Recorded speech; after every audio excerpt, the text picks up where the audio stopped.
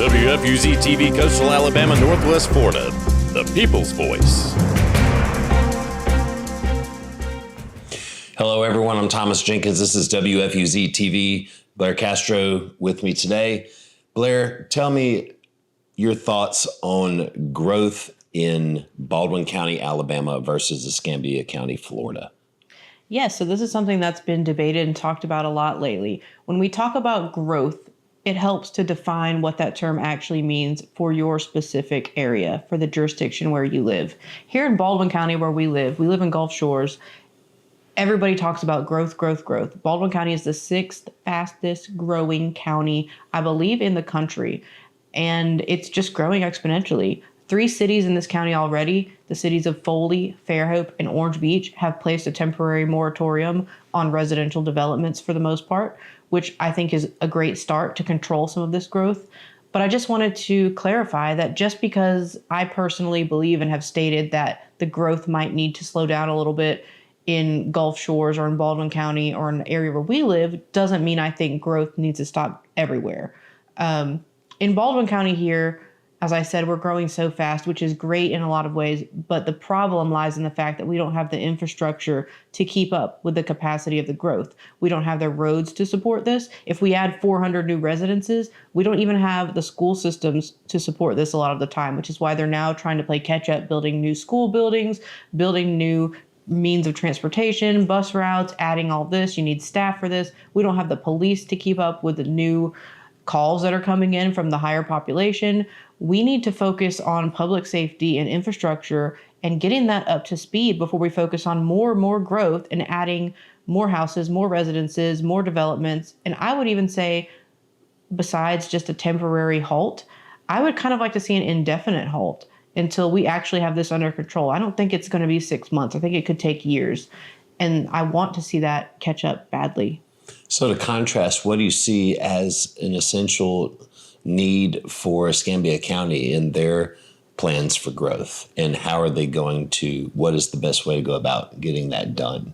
Right. So when you look at Escambia County or its sister county, Santa Rosa, both of where I have lived and worked before, you see a drastic difference in that they really need a lot of growth. There's areas there that have been neglected for years. There's areas that are commercial zoned for the most part, where it's just empty building, dilapidated building, asbestos building, roof fallen in building, side by side by side. And it stretches entire zones of town.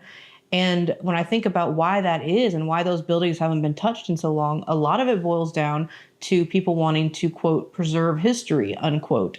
And in some cases, this is great. Pensacola is one of the oldest settlements. It's the oldest settlement in the country, older than St. Augustine. So people are very particular about preserving history with an area that's so old. Is this like New Orleans versus Mobile Mardi Gras? Yes. So Pensacola is definitely, they kind of fight over where the origins of that started with St. Augustine. It's an ongoing joke with them. But, I mean, realistically, it was Pensacola. That was where the first settlement occurred, and then a hurricane wiped it off, and then they resettled in St. Augustine later.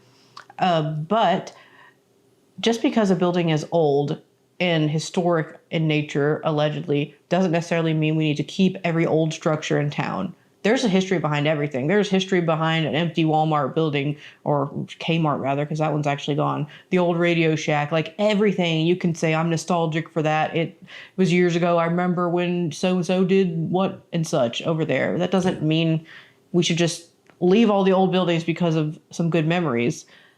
They're falling apart. We could build beautiful new structures that would bring in money to the economy here locally. And we see that happening in Baldwin County a lot. Not so much the old stuff because it doesn't have the same history, but with new buildings and developments and ideas, the growth is happening here so fast that nothing can keep up. With Escambia, it is moving so slow and people are fighting to stagnate it in a lot of ways, which I don't really understand because it really determines like the place by place situation on where growth should occur. So when you think about what can I do to personally get involved in either stopping or promoting growth, depending on where you live and what you feel, the first step would be, I think, to change the perception of what growth is. Just because someone is building a new housing development or subdivision doesn't mean it's good growth or bad growth. It depends on the supporting elements around it.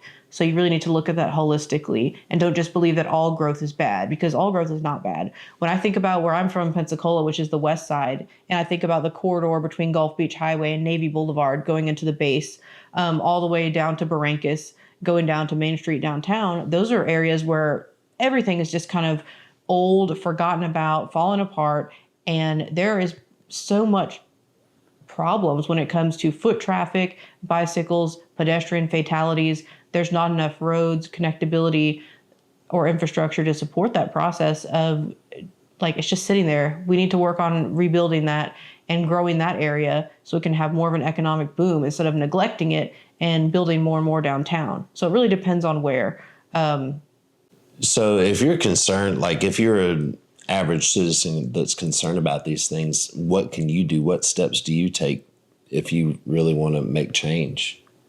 The first thing you should do is look when the planning and zoning meetings are for your county. Maybe go to a couple planning and zoning meetings for either the city or the county. Figure out what's going to be built and what's going on. When I looked at the agenda the other day for Gulf Shores, I saw they were building a new storage unit, a storage facility. And my first thought was, why? We have storage facilities everywhere. We have them almost in every neighborhood on every corner. Do we really need another storage facility? Do we really need another ice cream shop? Do we really need, we have to look at what's actually being built and coming here and think, is this good for the surrounding areas? There's a 500 house plot neighborhood that's about to pop up, and you're thinking, wow, what are we going to do to support those 500 families that are living in those houses? Then go to the meeting and voice those concerns and demand a study be done, or demand there be some sort of introspective thought into something before a neighborhood just pops up because a developer made it happen.